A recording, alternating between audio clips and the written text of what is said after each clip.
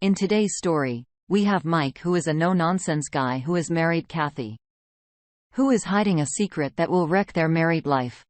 My name is Mike, and I'm 33 years old.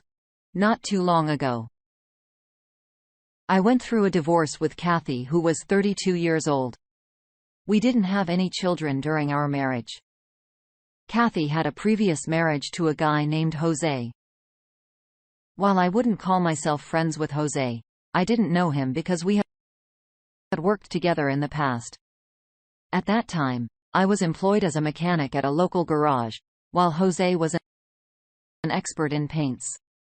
His tenure at the garage was relatively short-lived, and he moved to a different city once his marriage with Kathy ended. Kathy happened to be the daughter of the garage owner, so she used to visit the garage quite frequently. She had married Jose a few years before I joined the garage, so I didn't have much interaction with her during their marriage. However, shortly after I started working at the garage, Kathy and Jose got divorced. I'm usually a private person, so I didn't pry into the reasons behind the divorce of the garage owner's daughter. Kathy was a beautiful woman. After Jose left the garage, Kathy began to visit the garage more often. We eventually started talking when she brought her car in after denting it on a pole. I couldn't help but ask her how she had managed to do that, and she simply said she lost control of the car. I offered to fix the dent for her, and she was grateful for the help. As time went on, Kathy started coming to the garage more frequently, and we began to enjoy each other's company. One day, she surprised me by asking if I could drive her to a local open-air movie, since her car was with her father, who happened to be out of town. I was a bit uncertain about her intentions, unsure if she genuinely wanted to spend time with me or just needed a ride. Nevertheless, I agreed to take her to the event. Post my shift, I went to her place and picked her up. She sat beside me and I was a bit taken aback. I thought that she would sit in the back seat. Being a shy person, I could not start a conversation with her. She initiated the conversation by telling me to relax. She asked if I sat beside a woman in a car. I shook my head, saying no. At the first time, I am driving alongside one. When we arrived at the open-air movie, it was rather empty with only 2 cars, including ours, in the vicinity. I asked her if her friends will be here. She looked around and asked, "Let's wait." The movie started, and it was a 1990 movie, Ghost. The surrounding was getting dark and I was getting anxious. Her friends are not here. I am alone here with her. Then the iconic scene came up. Demi Moore's character Molly starts the clay pottery scene. Patrick Swayze character Sam Wheat comes from behind and kisses her. The car had the AC running, but it was getting difficult to stay inside with Kathy. Without a word, Kathy came closer and kissed me. I was surprised and wanted to say something, but Kathy shut me up. And in the next few hours, we got intimate multiple times.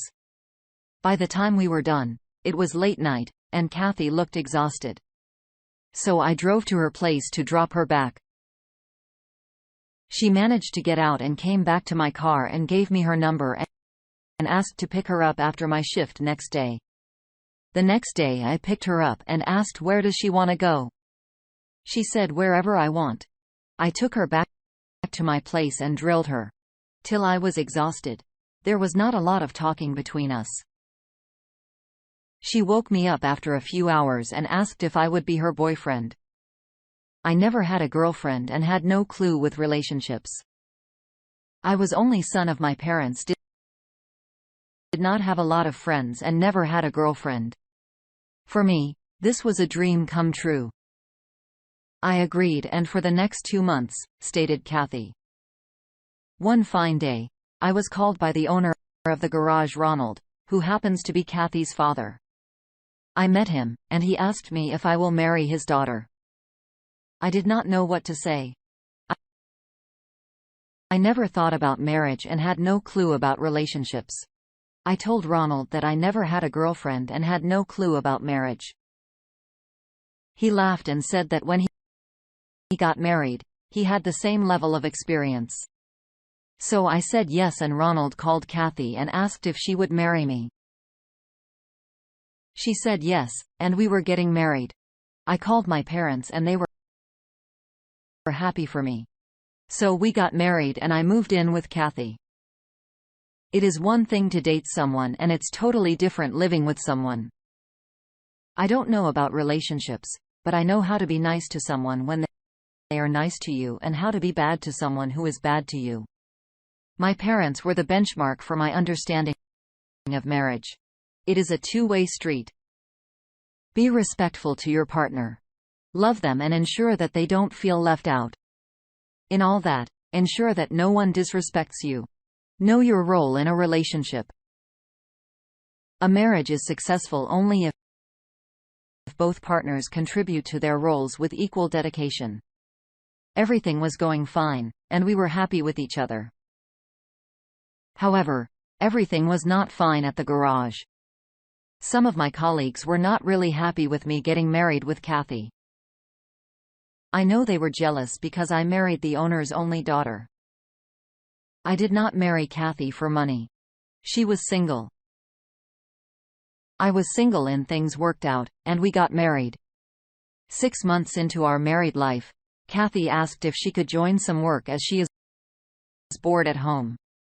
I agreed and she joined the garage as a social media marketing person. She was supposed to make sure the garage was famous online and gets more business. Son, there were some great posts on social media and the revenue was increasing. She kept talking to me about her work at home and things were good. She, one day, asked me if all the mechanics could pose in a group looking like Spartan from the movie 300. I did not understand. She said all the guys standing only in their pants and no shirt. I found that idea vague and Kathy said that all the guys are jack and will bring some glamour to the garage. On the day of the shooting, I got a call from a client who was stuck in a highway about 150 miles from the city. I quickly drove to him. I came back and the shoot was over. The guys seemed pretty happy. They were giggling when I returned. One of them said they enjoyed the shoot. The next day I saw the post. I was livid. My wife, dressed as a Hooters waitress with even more smaller clothes, was rubbing herself with another girl. They were oiled up, and it was more of a scene from an 80s B-grade movie. One of the guys was holding the rainbow flag. I called Kathy and screamed at her to remove the post. I hung up and called Ronald and asked if he knew. He said he does not go on social media. He was livid when he heard and asked Kathy to remove the post. Kathy removed the post, but the damage was done. It was shared all over the internet and our regular customers posted boycott comments and said that they will never come back. Our garage was a place for traditions, and now it is a weird circus. Kathy had destroyed the business with one post. I sat Kathy down with my father-in-law. We both screamed, "Why did she do it? Why did she pose with the guys and why the rainbow flag?" What she said was dreadful. She said that she is not straight and never wanted to be with a man. I was shocked. She said that her father knew. I turned to Ronald. He was quiet. I could not believe it. I said that you loved every moment we were intimate. She said she faked. I asked then, "Why did you not say it? Why did you get married to me?" She said that her father threatened to harm himself if I did not marry you. I felt cheated and my head was spinning. I sat down the chair and stared at the ceiling. I screamed, "So Jose divorced you because he knew Kathy got upset that she did it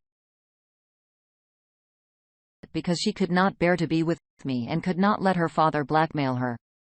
I asked Kathy to leave. She reluctantly went out. All the abusive words that I ever knew, I hurled all of them at Ronald. I was about to land my right hand on his nose, but I held back at what he said. He got up with tears in his eyes and said, "What would you have done?" I wanted her to be who she is, a woman with her husband, who is a man. I know what he must be going through. I hugged him and said that you need to let her go. We sat there in his office at the garage and kept discussing what to do now. He told me that he always saw me as his son, and that is why he wanted Kathy to marry me. I told him to let it go and let Kathy find her path and let fate take its course. Next day, I went back to my home and Kathy was waiting. She walked to me and said that she is sorry for lying to me. I did not talk to her. I packed my bag and left the house. Ronald and I met a lawyer. I told the lawyer about my situation, and I told him that I would not be paying my wife anything. He was surprised that I came for my divorce discussion with my father-in-law. Once I was done, Roland asked me to leave him with the lawyer. I walked out and left. Later that week, Kathy was served. I did not expect to call me, and she did not. We met at the court a few weeks later and got divorced. She hugged me and whispered in my ear that I was really good. I ignored and walked away. I had left my job at Ronald's garage and started working at a different garage.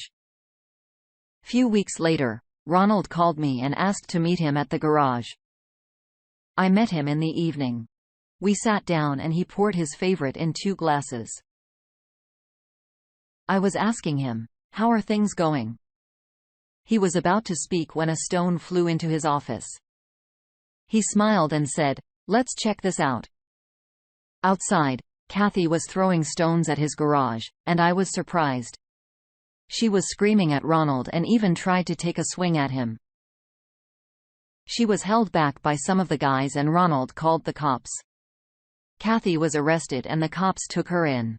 I asked Ronald, "What is going on?" He said that he threw her out of the house and removed her from his will. He then jokingly said, "I don't drink Bud Light." I said he should not have done that. His question was straight. He said, "What would you have done?" Ronald then said people have every right to choose their path. I forced Kathy to choose my path. I was wrong. Now I have chosen a path. If she is not happy with it, so be it. I too am entitled to choose my path.